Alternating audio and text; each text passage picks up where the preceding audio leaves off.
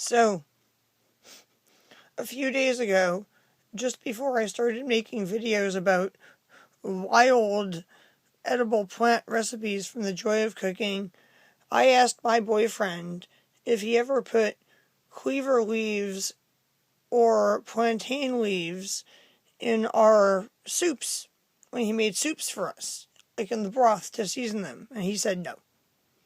And I said, oh, well, you should, because the cleavers are going to seed. And I've got lots of these large Turkish plantain leaves that are like really big, bigger than the wild ones that also grow in my yard. And then I asked him if he ever put any knotweed, prostrate knotweed, in the soups to flavor it, and he said, I don't know what that is. And I said, Polygonum aviculare, and he said, I don't know what that is. And I said, you're standing on it right now. So, I found this funny, because during the lockdown, my boyfriend was clicking around on his phone, and he found a YouTube channel that I had never seen before. And he said, Adrienne, I think you would like this YouTube channel because you are interested in botany. And the channel he showed me was called Crime Pays and Botany Doesn't. The first video I ever watched on that channel was on his phone in my yard during the lockdown. So, this video that I'm recording right now is being recorded completely because of a coincidence that just occurred.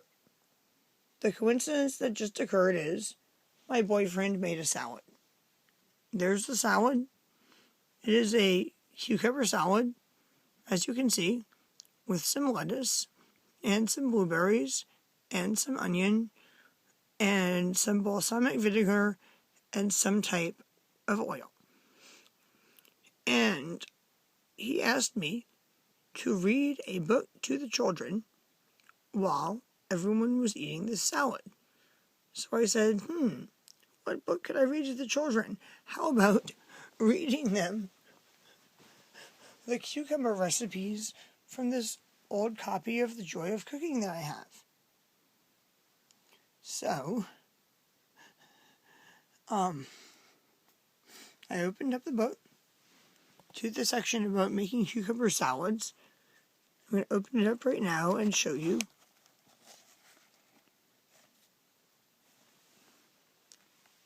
That all of these recipes are actually not like one recipe, but they're like different varieties of recipes all combined.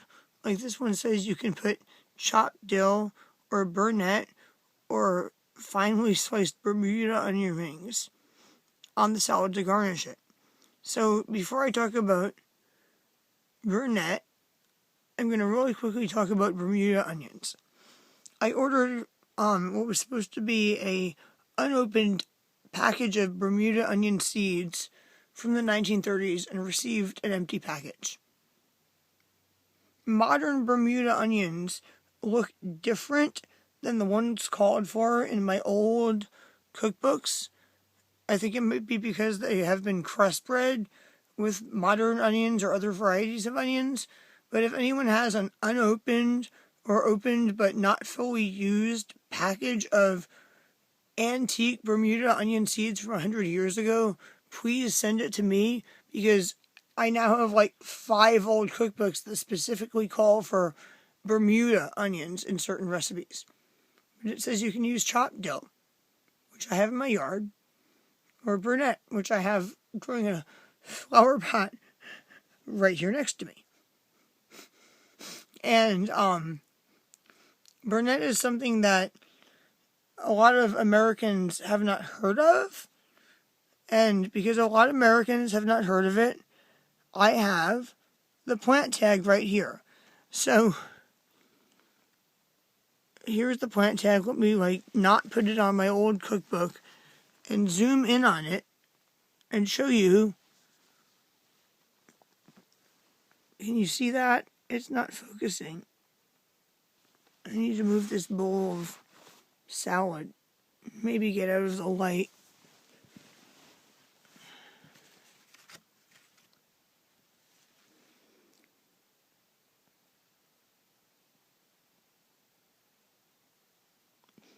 We have some Poterium Sanguisorba.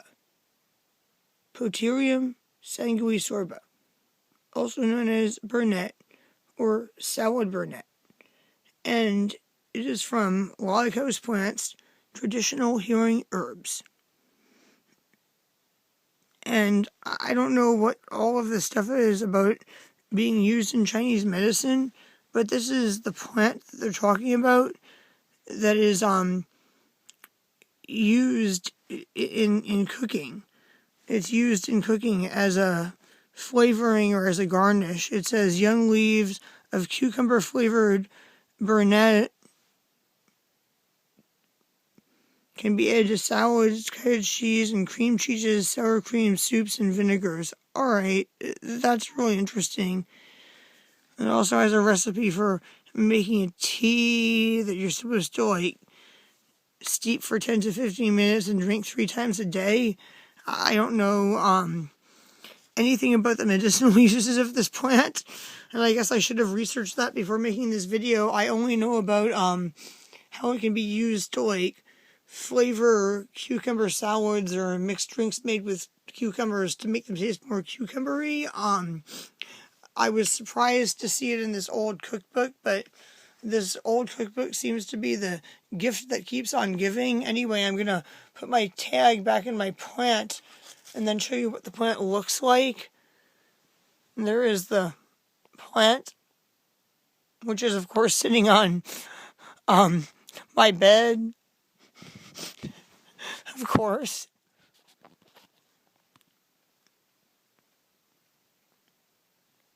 And I'm just going to pull off a leaf to show you what it looks like up close. It's produced these flowers that I think are now dead and going to produce seeds. I think I should cut them off so I get more leaves, but that's the stuff. Don't confuse it with many other similar looking plants. Just make sure you know it's the stuff. Buy a plant, maybe from Log House Plants.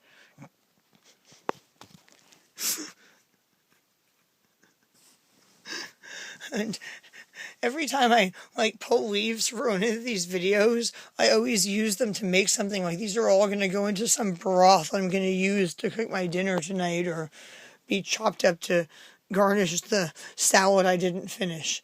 But isn't that interesting? It says to take cucumbers, and although nutrients are undoubtedly lost in soaking, this process gives cucumbers a quality that is cherished by many. It rids the cucumber of a slightly acrid taste and produces an appetizing texture. So on occasion, try soaking them. Peel and slice very thin cucumbers. A potato peeler does a fine job. Dispose them in layers in a bowl. Salt each layer and place a weight over the cucumbers. A plate with a heavy weight over all will do. Cover and refrigerate 3 to 6 hours. Drain and toss in cultured sour cream covered with chopped dill, basil, or tarragon. Interestingly, the only one of these things we don't have is basil, but I think we have some dried basil. So you see, it says one or the other. Yes, I can make a berry salad after I finish recording my video about the cucumber salad. My family has arrived home apparently with some berries they picked from the neighborhood.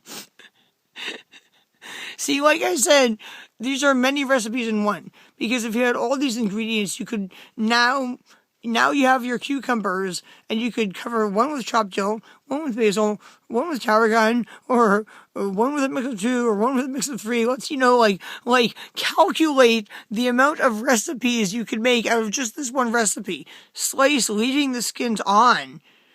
Or this is the number 2 recipe. That's this is for cucumbers with thick skins, and this is for like young cucumbers where you don't have to slice off the skins. So now there's another recipe, and we're going to continue there until we get to putting the vinegar, the sugar, the water, correct the seasoning. Every single one of these recipes says correct the seasoning because they think that you just know how to do that. They don't tell you like the exact amount of seasoning to put. They just like tell you this, tell you that, tell you that, tell you that, and then tell you correct the seasoning.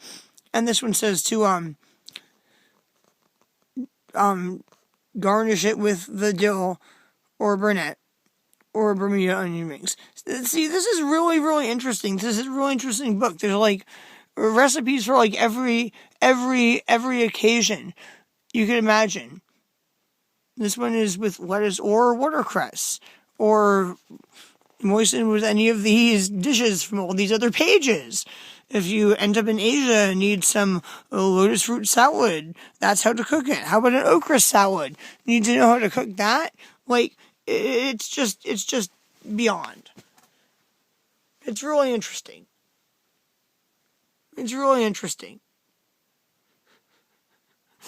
I just thought it was really interesting that the Burnet, which was a plant that I bought, on one of my, impulsive plant shopping trips recently, a few months ago, was one of the ingredients that I found on a random page in this book, recommended to garnish cucumbers with while I was eating a cucumber salad. Interesting, huh? Now you know about another new plant.